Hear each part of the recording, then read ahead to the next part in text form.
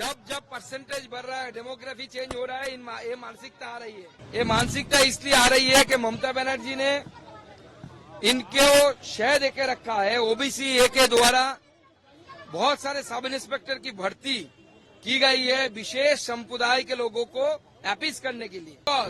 As mention by them, the call for right was given from the loud speaker of the मस्जिद।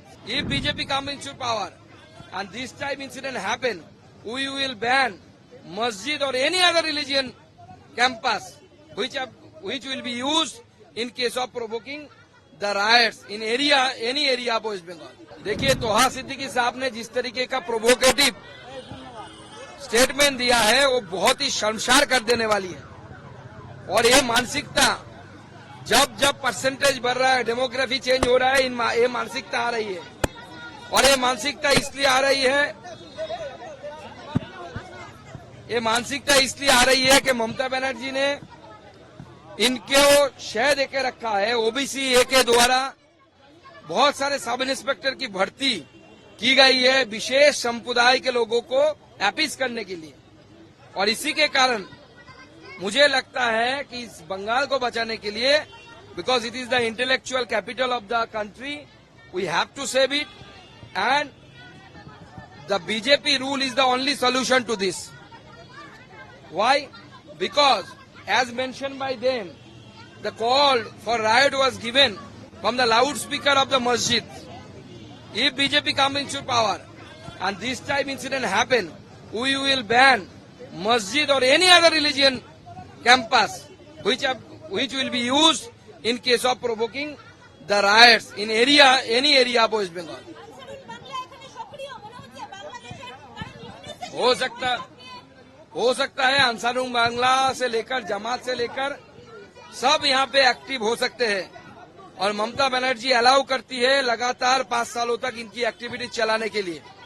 PFI का भी activity Murshidabad में थी उस समय, आपको जैसे मैंने बताया। अभी भी वीडियो अवेलेबल है कि PFI was active there, PFI organised a camp there and the ceremonial ending ceremony and at the ending ceremony of that camp, the TMC local MLA Maninul Islam, he was present. And when the PFI was banned throughout the country, lots of people were arrested. Those are related to PFI, but no one in the state of West Bengal was arrested by the West Bengal police. So that's why a indirect indulgence is there from the administration of the state.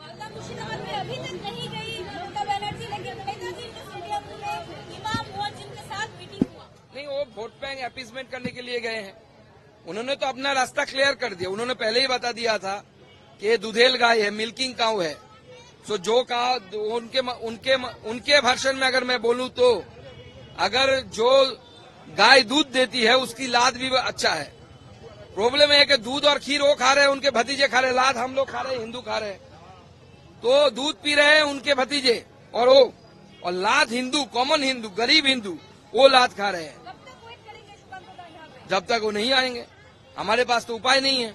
Bengal में तो democracy नहीं है, बंगाल में constitution को मानने वाला नहीं है कोई। आपको थोड़ा डिटेल से बता दीजिए, आज आपको भवानी भवन आने का क्या कारण? देखिए, आज सुबह 5 बजे लगभग 8 विक्टिम और एक बच्चे मालदा रिफ्यूजी कैंप, जो मालदा में वैष्णव नगर कॉन्स्टिट्यूएंसी असेंबली के अंदर पाललालपुर स्कूल में, पाललालपुर गांव में चल रही थी लास्ट 3 दिनों से।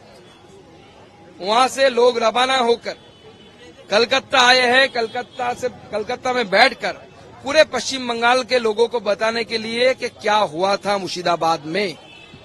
क्योंकि मुझे लगता है कि अभी भी कलकत्ता के जो इंटेलेक्चुअल पढ़े लिखे लोग हैं उनको पूरा मालूम नहीं कि क्या हुआ था मुर्शिदाबाद में। इसलिए वो लोग आए हैं अपनी आप बीती बताने के लिए। उनके घर लूट लिए गए, उनको मारा पीटा गया, इज्जत लूटने की कोशिश की गई। किसी भी तरीके से वो सेंट्रल फोर्सेस की सहायता से भाग पाए। 2 लोगों को मर्डर कर दिया गया, हरगोविंद दास, चंदन दास, दोनों को मर्डर कर दिया गया। आज इस स्थिति में ये लोग बैठे हुए हैं। हम भी आए हैं कि डीजी के साथ मिलकर ये अपने दुख दर्द सारा कुछ बताएंगे। सीएम तो मिलते नहीं है यहाँ पे, सीएम नहीं मिलेंगे, तो इसका हमने डीजी के पास ही आए हैं हम लोग। इन लोगों ने इन्फॉर्म किया, हमने पुलिस के यहाँ पे उपस्थित जितने भी अफसर है, आला अफसर है, सबको हमने इन्फॉर्म किया कि आप डीजी को इन्फॉर्म करिए कि we are here, myself along with Taposh Roy, one of the senior most politician of the state, Jagannath Chatterjee, the general secretary of the party, other leaders also there, along with the victims.